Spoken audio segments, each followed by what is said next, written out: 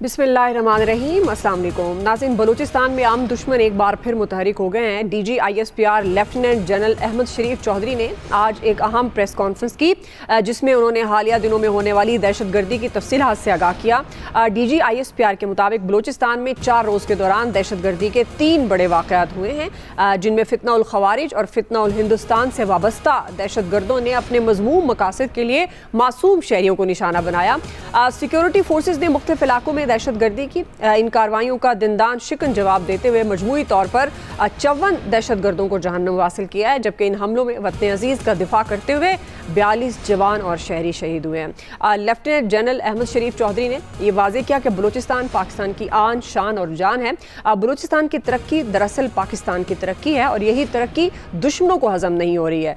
बलूचिस्तान में दहशतगर्दी के पीछे बराह रास्त भारत का हाथ है। अफगान तालिबान रजीम फितना उल हिंदुस्तान की सहूलतकारी कर रही है। DGISPR ने 2 टोक पैगाम दिया कि दुनिया में कोई माई का लाल पाकिस्तान को धमका नहीं सकता। मासूमों का खून बहाने वालों और उनके सहूलतकारों को चुन चुन कर निशाना बनाया जाएगा। इसी से मुतालिक आज का पहला बड़ा सवाल होगा। पैनल में शामिल हैं अयाज खान साहब, आमिर इलियास राना साहब, फैसल हुसैन साहब, नवीद हुसैन साहब और मोहम्मद इलियास साहब। आप सबका शुक्रिया। आमिर साहब, आपसे आगाज़ करी हूँ, चूँकि अब पाकिस्तान के खिलाफ भारत और अफगान रजीम का जो गठजोड़ है और इस गठजोड़ से जो होने वाली दहशतगर्दी है, इसके खात्मे के लिए क्या ऑप्शंस हैं पाकिस्तान के पास और किस तरह से इन दहशतगर्दों को लगाम डाली जाए? आमिर साहब। देखें, आज जो DGISPR ने अभी थोड़ी देर पहले प्रेस कॉन्फ्रेंस की और फिर NDU में फील्ड मार्शल का खिताब, हम दोनों को मिला के देखते हैं। एक तरफ तो इंडिया को वाज़े तौर पे मैसेज गया है, गोदी मीडिया की बात हुई है और जो कुछ वहाँ से हो रहा है। फिर फील्ड मार्शल ने कहा कि हमें पता है कि हमारी जो दुश्मन इंटेलिजेंस एजेंसियाँ हैं वो प्रॉक्सीज़ के ज़रिए किस किस्म की गेम कर रही हैं और हम इन्हें पनपने नहीं देंगे।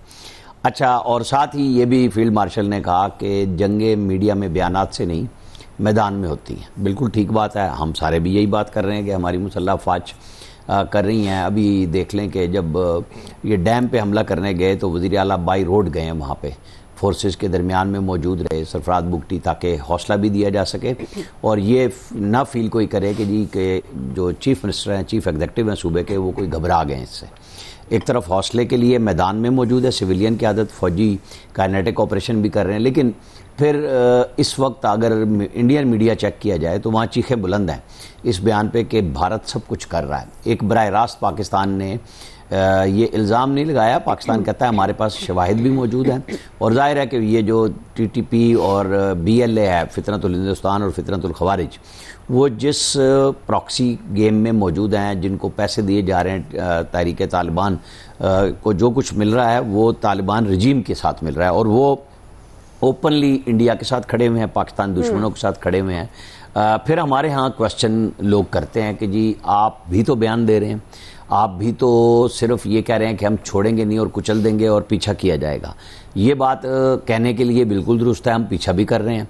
अक्टूबर से गुज़श्ता साल से हम अफ़गानिस्तान के मुख्तलिफ़ इलाक़ों पे बाकायदा हमारी एयरफोर्स हमला कर रही है। हम टारगेट चेक करके जिसमें आम अफ़गानी को कोई नुकसान ना हो, जहाँ सिर्फ दहशतगर्द मौजूद हों, उनके ट्रेनिंग कैंप मौजूद हों, उनकी लीडरशिप मौजूद हो, उनके लिए असला मौजूद हो, हमने उनको निशाना बनाया है। अब ये जो ताज़ा तरीन शुरू हुआ है काम, क्योंकि हज़म तो नहीं हो रहा कि पाकिस्तान का जो किरदार दुनिया भर में अमन के हवाले से आया है, तो इंडिया, इसराइल, इनको ये किसी तरह से भी हज़म नहीं हो रहा कि पाकिस्तान की इतनी बड़ी कामयाबी हुई। पहले जंग में इंडिया ने मार खाई हमारे से और उसके बाद जो सिफारती सतह पे उनकी दुर्गत बनी है और मोदी को समझ नहीं आ रही, तो अजीत दोवल और ये जो सारे लोग उनके साथ लगे हुए हैं, जिनका प्लान ही पाकिस्तान को सबूताज करना, पाकिस्तान के अंदर बगावत को जन्म दिलवाने के लिए, जैसे KP के अंदर और बलूचिस्तान के अंदर इतनी भारी सरमायाकारी वो कर रहे हैं, बाहर बैठे हुए लोगों को इस्तेमाल करते हुए। तो ऐसे में जाहिर है कि हमारी फ़ौज बड़ी चौमुखी लड़ रही है। एक तरफ आपको बॉर्डर देखना है, एक तरफ इंसर्जेंसी को फैलाया जा रहा है, अंदर उनको माशी हालात की वजह से एक किस्म की कुमक मिलती है और वो जाके आम बलूचिस्तान की मैं बात कर रहा हूँ, देहातों में वो वीडियोस देखी है मैंने, प्रोग्राम में भी जिक्र किया है कि जब ड्रोन चेक करता है तो वो वारदात के बाद जैसे इतला मिलती है, ड्रोन रवाना किए जाते हैं, चेक होता है तो पता लगता है कि वो करीबी देहात में घुस गए हैं और फिर कपड़े चेंज करते हैं और वो लोगों के बीच में, चूँकि उनके ऊपर उनका प्रेशर भी मौजूद है लोगों के ऊपर, क्योंकि बहुत आबादी फैली हुई है और थोड़े थोड़े लोग रहते हैं, तो वो जो होता है ना कि जी अगर आप वहाँ पे हमला कर दें तो लोगों को कहेंगे कि जी ये देखें ये तो आम लोग रह रहे थे और उन्हें मार दिया। बड़ी मुश्किल किस्म की वहाँ पे इंटेलिजेंस की नेटवर्किंग भी है और दहशतगर्दों की सरकूबी भी है। अल्लाह ताला खैर करम करे, हमारे मुसल्लह अफवाज के लोग, हमारी जो सिविल लाइन फोर्सेज एजेंसीज़ हैं वो बड़ी मुशक्क़त और मेहनत के साथ काम कर रही हैं, चाहे वो एक्स फाटा में हो, केपी के साउथ में हो या बलूचिस्तान के अंदर जहाँ पे ये लोग अपनी बगावत को जन्म देने के लिए दहशतगर्दाना कार्रवाइयाँ कर रहे हैं। बड़ी ये कह देना बड़ा आसान है, जैसे मैंने कहा कि हमारे यहाँ लोग ये सवाल उठाते हैं और बजा उठाते हैं कि जी फिर बयानात तो आप भी दे रहे हैं ना, लेकिन एक्चुअली वहाँ पे काइनेटिक और नॉन काइनेटिक दोनों तरह के ऑपरेशन इस वक्त पूरे उरूज पे हैं बलूचिस्तान के अंदर, ताकि लोगों को जैसे जो सूबाई बजट जो आइन में सब कराची में जैसे एमक्यू मुतालबा करती है ना, हर ज़िले का अलग बजट होना चाहिए, वो बलूचिस्तान के अंदर बगैर आइनी तरमीम के तकसीम कर दिया गया है कि पूरे सूबे का बजट हर ज़िले में मुसावी तकसीम करके लोगों की मुशावरत से उसके ऊपर प्लानिंग और उनकी एग्जीक्यूशन हो रही है, अमल दरामद हो रहा है, ताकि लोगों को एम्पावर भी किया जाए, शामिल भी किया जाए। मेरे ख्याल में जाहिर है कि हमें भी सबको पेशेंस से काम लेना होगा।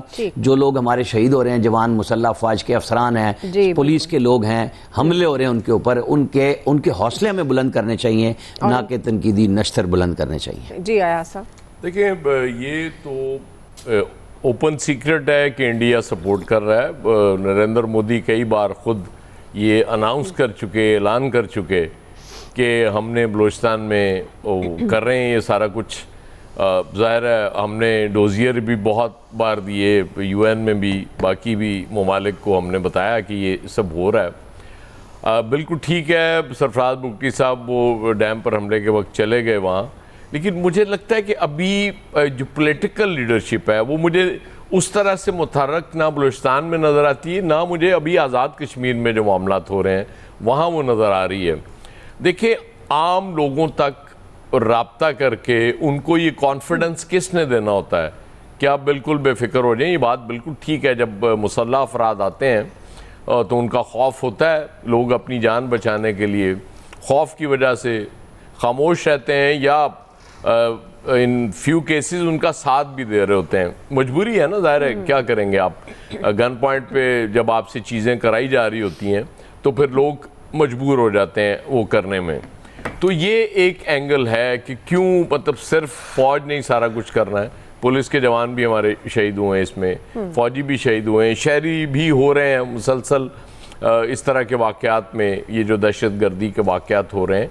बेसिकली ये बहुत स्प्रेड कर गया है ये मामला, ये जो दहशतगर्दी का मामला है। ये ज़ाहिर है इसको कंट्रोल करना पड़ेगा, क्योंकि अगर कंट्रोल नहीं करेंगे तो ये चीज़ें बढ़ती जाएंगी। और बिल्कुल ठीक बात है कि ये सारे जो इदारे हैं इनमें जब तक एक शानदार कोऑर्डिनेशन ना हो, जब इंटेलिजेंस शेयरिंग भी है, हर चीज़ जब मरबूत एफर्ट होती है किसी भी हवाले से तो यकीनन उसके नताइज मस्बत आया करते हैं और आने चाहिए उनके नताइज मस्बत।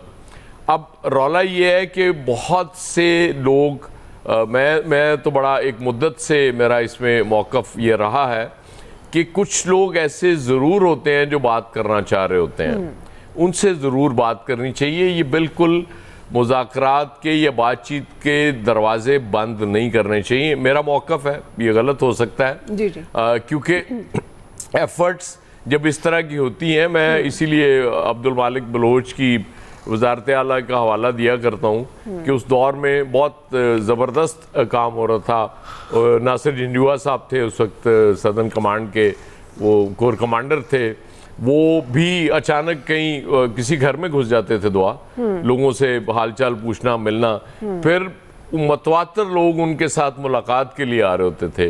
वो बड़ा एक अच्छा दौर था। कैप्टन मुबीन शहीद उस वक्त पुलिस के सरबराह थे वहाँ, उन्होंने खुद बताया था कि जी कोई एक SHO किसी MPA मिनिस्टर या चीफ मिनिस्टर के कहने पे नहीं लगाया, ये टोटल फ्री हैंड है मेरे पास, हम मेरिट पे लोग लगा रहे हैं। तो जब इस तरह की चीज़ें हो रही होती हैं ना तो उसमें कुछ बेहतरी भी आपको नज़र आ रही होती है। लेकिन बदकिस्मती से हमारे यहाँ चूँकि सियासतदान भी उतने ही समझदार हैं जितने मैं और आप समझदार हैं, वो फिर बारी होती है, कोई कोटा होता है, कोई तय होता है कि नहीं जी इसको नहीं बनाना, अब ये टेन्योर पूरा हो गया, ये 2.5 साल का तय हुआ था, लिहाजा अब दूसरा चीफ मिनिस्टर आएगा।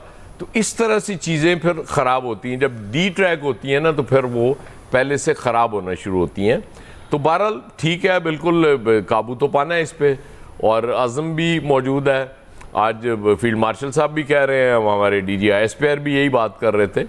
तो हम कौन नहीं चाहता कि अमन हो, दहशतगर्दी पे काबू पाया जाए। ज़ाहिर है ये ना सिर्फ उस सूबे उन अजला जहाँ पे ये वाक़यात हो रहे होते हैं, ये पूरे मुल्क के लिए तशवीश का बायस है। बिल्कुल। तो ये इस पे काबू पाना, बहरहाल हम दुआ गो भी हैं कि हमारी फोर्सेस इसमें कामयाब हों, लेकिन वो दूसरा एंगल जो है ना वो बिल्कुल इग्नोर ना किया जाए मेरा ख्याल। सही। फैसल साहब, वैसे अब DG ISPR भी कह रहे हैं दहशतगर्दों सहूलतकारों को कोई रियायत नहीं मिलेगी, और पहले भी इंडिया मुंह की खा चुका है। लेकिन अब ये जो अफगान तालिबान रजीम, फितना उल हिंदुस्तान, अब ये खुलकर इनका जो गठजोड़ सामने आया है, ख़ासतौर पर किस तरह से भारत अफगान रजीम को इस्तेमाल कर रहा है पाकिस्तान के ख़िलाफ़, आपके ख्याल में किस तरह मुमकिन है दहशतगर्दी का ख़ात्मा, कैसे लगाम डाली जाए इनको?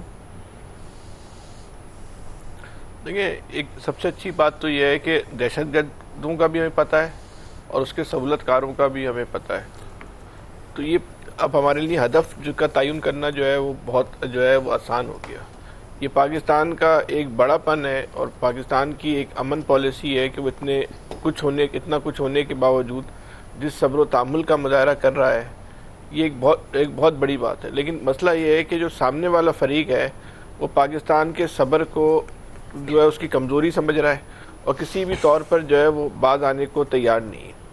अब ये लोग मासूम लोगों को जो है वो निशाना बना रहे हैं, बड़ी बेरहमी के साथ और बड़ी सफाकी के साथ जो है वो निशाना बना रहे हैं। और जिस तरह की दहशतगर्दी की कार्रवाइयाँ उन कार्रवाइयों में जो इजाफा होता चला जा रहा है, अब शायद वो वक्त बहुत करीब आ चुका है कि दहशतगर्दों को, उनके सहूलतकारों को उसी लबो लहजे में जवाब दिया जाए जो वो समझते हैं और जिसके वो मुस्तहक हैं। क्योंकि प्यार और मोहब्बत से समझाना, उनको बोलना, बावर करवाना कि अब ये काम ना करो, तो वो तो ये ज़बान से तो समझने को किसी तौर पे वो तैयार ही नहीं है। और ना सिर्फ समझने को तैयार नहीं है बल्कि इसको वो पाकिस्तान की कमज़ोरी जो है वो समझ रहे हैं। तो बहरहाल अब वो वक्त टाइम आ गया, जो उसका जो रिएक्शन होगा, मैं तो ये सोचने से कासिर हूँ कि अफ़गानिस्तान जैसा मुल्क भारत के हाथों जो है वो इस्तेमाल हो रहा है।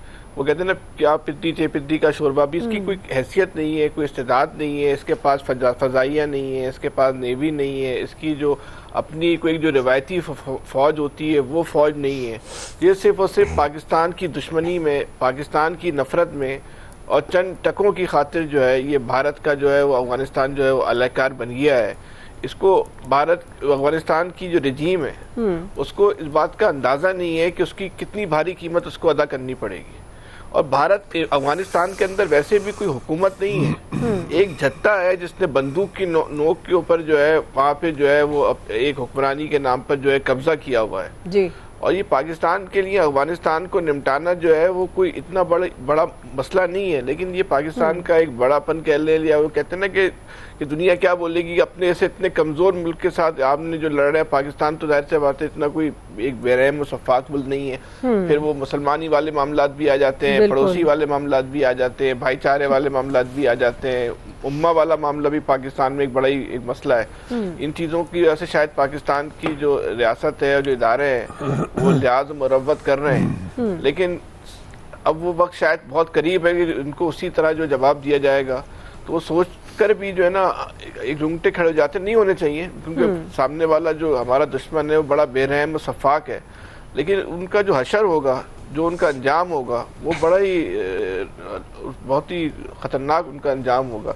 लेकिन वो किसी तौर पे जो है वो समझने को तैयार नहीं है, इनकी कोई इस्तेदाद नहीं है। ये जब भी ताकत में आए किसी और के कदम पर बैठ कर आए, अपनी बलबूते पर नहीं आए। अभी भी ये वहाँ पर इनका अगर वहाँ पर आए तो उनको भी नहीं भूलना चाहिए कि उसके पीछे क्या असबाब थे और क्या महर्रिकात थे। लेकिन क्योंकि ये शायद ये ज़बान समझना चाहते हैं, तो शायद इनको अब जो पाकिस्तान के इदारों का गुफ्तगू से अंदाज़ा होता है कि उनके भी सब्र जो है वो शायद पार कर चुका है। वो जवाब देने का जो है वो वक्त आ गया है। तो बहुत जल्द इनको जवाब मिल जाएगा, तो जो जिसको ये चाहते हैं। सही ठीक है जी। क्विकली नाज़रीन एक ब्रेक ले लेते हैं, ब्रेक से वापस आएंगे, यहीं से कंटिन्यू करेंगे। जी वेलकम बैक नाज़रीन। नवीद साहब आपकी तरफ आऊँगी। अब चूंकि जिस तरह से DGISPR ने भी ये वाजे किया कि दुनिया की कोई ताकत पाकिस्तान को नीचा नहीं दिखा सकती, ऑन एंड ऑफ जिस तरह से दहशतगर्दी करता आया है भारत और अब जिस तरह से अफगानिस्तान को इस्तेमाल कर रहा है, मुकम्मल तौर पे किस तरह से खात्मा मुमकिन है, कैसे लगाम डाली जा सकती है इन दहशतगर्दों को?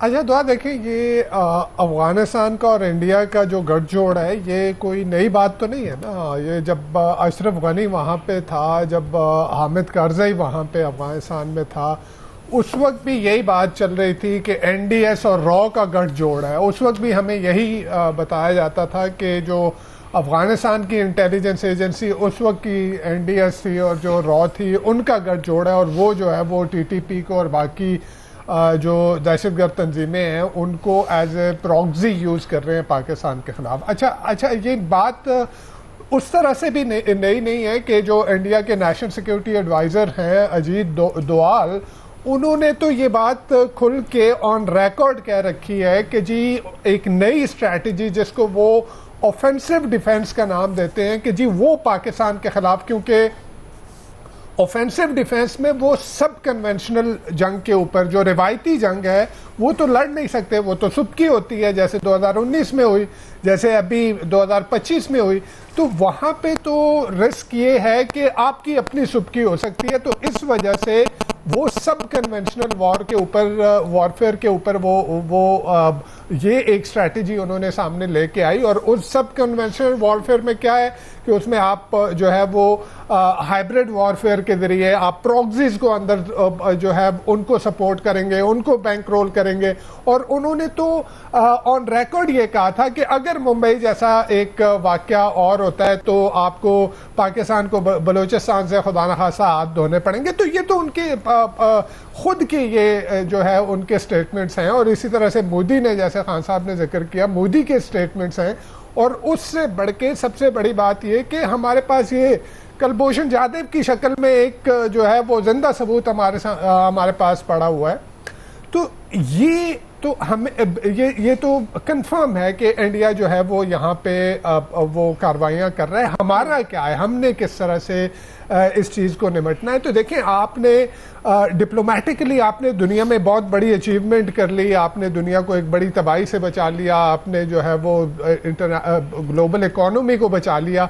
अब इसी डिप्लोमेटिक क्लाउड को यूज करते हुए आप दुनिया को बावर कराएं ना कि ये इंडिया जो है ये हमारे यहाँ ये दहशतगर्दी की कार्रवाइयाँ कर रहा है, ये इन्वॉल्व है हमारे यहाँ। आपने वो बावर करवाना है जैसे इंडिया उससे पहले पाकिस्तान के खिलाफ सारी दुनिया में जाके पाकिस्तान को जो है ना वो दहशतगर्द साबित करने पे लगा हुआ था। तो आप इस वक्त सारी दुनिया का महवर हैं, आप मरकज हैं, सारी दुनिया की तवज्जो आपके ऊपर है। तो इस न्यू फाउंड आपकी डिप्लोमेटिक अचीवमेंट जो है, ये जो सारी दुनिया आपकी मोतरफ है, इसको यूज करते हुए आप दुनिया को बावर करवाएं कि इंडिया यहाँ पे कर रहा है। अच्छा, दूसरी बात यह है कि अफगानिस्तान का जहां तक ताल्लुक है तो यूएन की अपनी सैंक्शन मॉनिटरिंग कमेटी की रिपोर्ट्स हैं वहां पे कि टीटीपी वहां पे है, BLA वहां पे है, वहां पे मजीद ब्रिगेड वहां पे है। तो ये आप दुनिया को क्यों नहीं दिखा पा रहे? यानी अब वो तो ये कह देना, हम तो पाकिस्तान में सभी हम ये बात कर रहे हैं, लेकिन दुनिया को बावर करवाना है कि इंडिया अपने इस घनौने जो है उसके अपने जो काम है उससे बाज रहे। अच्छा, फिर उसके साथ साथ एक और जो इम्पॉर्टेंट चीज़ ये है कि देखें, हम काइनेटिक ऑपरेशन करना, इसमें कोई शक नहीं है, काइनेटिक ऑपरेशन, बिकॉज वहाँ पे असला लेके वो चढ़ाइयाँ कर रहे हैं, शहरों के ऊपर चढ़ाइयाँ कर रहे हैं, वो आम आवाम को जो है उनको नुकसान पहुंचा रहे हैं। वो तो काइनेटिक ऑपरेशन तो अपनी जगह होंगे, लेकिन उसके साथ साथ जो नॉन काइनेटिक है ना, ये सिर्फ बजट रिलीज करने से नहीं होगा। देखें, बलोचिस्तान के अंदर जो है एहसास महरूमी है, हम देखें जब तक डायग्नोसिस नहीं होगा ना, जब तक तशखीस नहीं होगी, उस वक्त तक हम उसका इलाज नहीं कर सकते। तो आंखें बंद कर लेना, ये कहना कि जी वहां पे कोई इशू नहीं, इशू है, आप एक्सेप्ट करें एडमिट करें इशू है, और इसी इशू के वही जो एक एहसास महरूमी है, यही दहशतगर्द तंजीमें, यही BLA BRA, ये मजीद ब्रिगेड, ये उन्हीं लोगों को, उन मासूम लोगों के उस एहसास महरूमी को जो है वेपनाइज करते हैं, अपने नैरेटिव को वहां पे प्रमोट करते हैं। तो हमने जो नॉन काइनेटिक कंपोनेंट इसका होगा कि हमने उनके वो नैरेटिव को काउंटर करना है। किस तरह से करना है, उसके लिए आपको हीलिंग टच की भी जरूरत होगी। काइनेटिक ऑपरेशन अपनी जगह, जो लोग असला लेके स्टेट को चैलेंज कर रहे हैं, स्टेट की रिट को चैलेंज कर रहे हैं, पाकिस्तान के आइन को जो नहीं मान रहे, उनके खिलाफ तो आपने काइनेटिक ऑपरेशन करने हैं, लेकिन उनके नैरेटिव की अपील को ब्लंट करने के लिए वो आपको हीलिंग टच की जरूरत है। सही।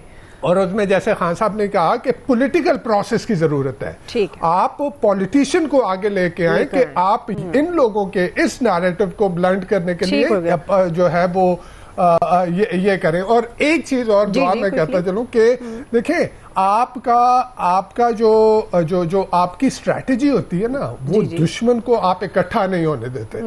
अगर BLA, अगर BRA, अगर मजीद ब्रिगेड, अगर TTP, अगर अफगान तालिबान इकट्ठे हो रहे हैं ना, तो ये इसके लिए एक अलग स्ट्रैटेजी की जरूरत होगी कि हर जगह शायद ताकत के इस्तेमाल से नहीं, क्या शायद कुछ और उसके साथ स्ट्रैटेजी को ट्वीक करना पड़ेगा कि अपने दुश्मन को इकट्ठा नहीं होने देना। ठीक है जी, बिल्कुल। इससे मुतालिक एक ठोस स्ट्रैटेजी की भी ज़रूरत है। अभी क्विकली नाज़रीन एक ब्रेक ले लेते हैं जी, ब्रेक से वापस आएंगे, यहीं से कंटिन्यू करेंगे जी। वेलकम बैक नाज़रीन। हम बात करें बलूचिस्तान में आम दुश्मन एक बार फिर मुतहरिक हुए हैं। DG ISPR की अहम प्रेस कॉन्फ्रेंस। इलियास साहब, आपके ख्याल में किस तरह से मुकम्मल दहशतगर्दी का खात्मा मुमकिन है?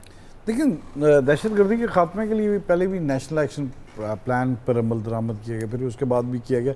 अभी भी देखिए, भारत की जानब से जो प्रॉक्सी वॉर जो लड़ी जा रही है सरहद पार यहाँ से, तो कितने ऐसे हमले होते हैं जिसका जो पहले वक्त से पहले ही उनको तो निस्तो नाबूद कर दिया जाता है, और इन हमलों में दहशतगर्द भी मारे गए।